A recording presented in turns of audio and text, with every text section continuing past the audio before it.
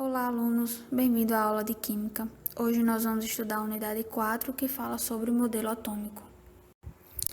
Vamos assim introduzir o nosso estudo com Demócrito e Leucipo, dois filósofos da Grécia Antiga, onde eles vão falar que o átomo é a parte indivisível da matéria.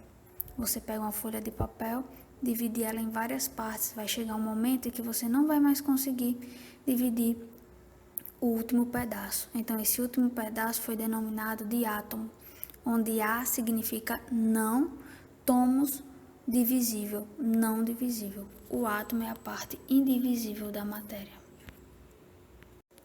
Então, com o passar do tempo, vem Dalton, em 1803, com o primeiro modelo atômico propriamente dito. Seu modelo é comparado com bola de bilhar, onde ele vai falar que o átomo é esférico, maciço, indivisível e indestrutível.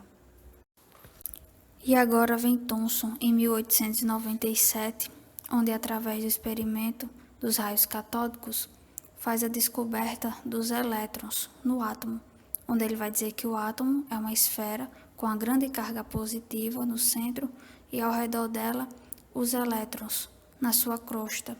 Dessa forma, ele quebra o modelo de Dalton, dizendo que agora o átomo ele é divisível e não maciço. Continuando nossos estudos, vamos falar agora sobre Rutherford, que faz o experimento da lâmina de ouro, onde essa lâmina é bombardeada pelas partículas alfas e muitas dessas partículas passam direto pela lâmina, outras são desviadas e outras chegam a retornar. E ele conclui com esse experimento que o átomo é constituído por uma grande parte vazia. Ao redor desse átomo, que é constituído por uma partícula positiva chamada núcleo, existem os elétrons que giram de forma elíptica. Vamos falar agora do modelo de Niels Bohr, o modelo da órbita estacionária, onde os elétrons eles giram ao redor do núcleo em forma circular e dão saltos quânticos. Como isso ocorre? Os elétrons eles absorvem energia e saltam do nível de menor energia para o nível de maior energia. E quando eles retornam para o seu estado fundamental, eles liberam essa energia. Bohr vai falar que os átomos são constituídos por 7 camadas, que vai da camada K à camada Q e por 7 níveis de energia, do 1 até o 7. Dando continuidade aos nossos estudos, vamos falar agora sobre o átomo. Todo átomo ele é constituído por massa, prótons e nêutrons. Quando eu falo número atômico, está relacionado à letra Z ou P. Número atômico é a mesma coisa de número de prótons.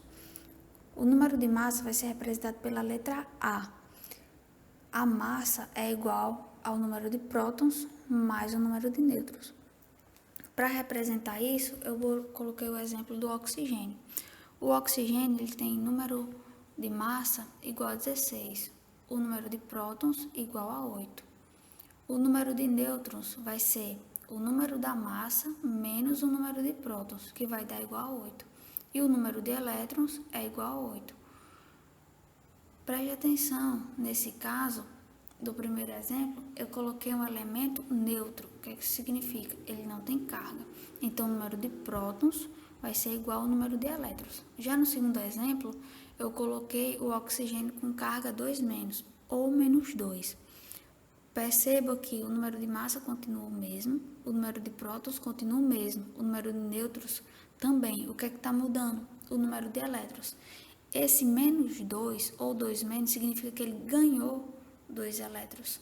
Então, quando o elemento ele tem carga, só vai mudar o número de elétrons, não vai mudar o número de prótons. Esses elétrons está associado ao número de prótons, certo? Mas não vai interferir nos prótons, mas sim nos elétrons. Cada tabela, ela pode ser representada de uma forma diferente. Um exemplo, esse 16 poderia estar embaixo, o 8 poderia estar em cima. Então, para vocês não se confundirem em relação a isso, sempre o número maior vai ser o número da massa, o número menor vai ser o número de prótons, certo? É importante dizer que o número de prótons vai ser sempre um número inteiro. E esse número, ele é característico daquele elemento. Só aquele elemento pode ter aquele número, como se fosse a identidade dele. Só o oxigênio tem número de prótons igual a 8, certo? Não tem outro elemento com número igual a 8, não.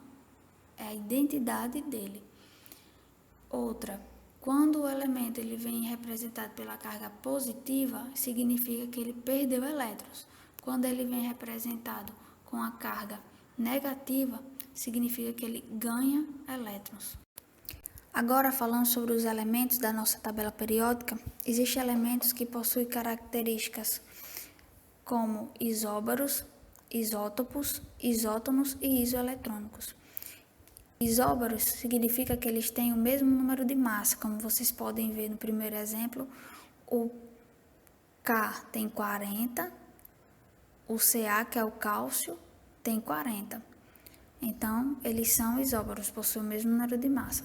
Isótopos possuem o mesmo número de prótons, como você pode ver aí, o hidrogênio, 1, 1 e 1. O que está mudando aí é o número da massa, certo? Os isótonos, eles possuem o mesmo número de nêutrons. Então, como vocês podem ver, se você fizer 37 menos 17, vai dar 20, 40 menos 20, 20. Então, eles possuem o mesmo número de nêutrons, que vai dar 20. Já os isoeletrônicos, vocês podem olhar e dizer, professora, os elétrons estão tudo diferente, porque um está mais e o outro está mais 2. Então, eles não têm o mesmo número de elétrons. Os números de elétrons não se calculam desse jeito. Está relacionado ao número de prótons. Se o Na ele tem 11 prótons, se ele perde um elétron, ele fica com 10 elétrons. O flúor, ele é número atômico 9. Ele ganha um elétron, ele fica com 10 elétrons. O Mg, que é o magnésio, ele é número atômico 12. Se ele perde 2 elétrons, ele fica com 10 elétrons. Então, a gente vai ver que todos possuem 10 elétrons. Dessa forma, a gente finaliza a nossa unidade 4.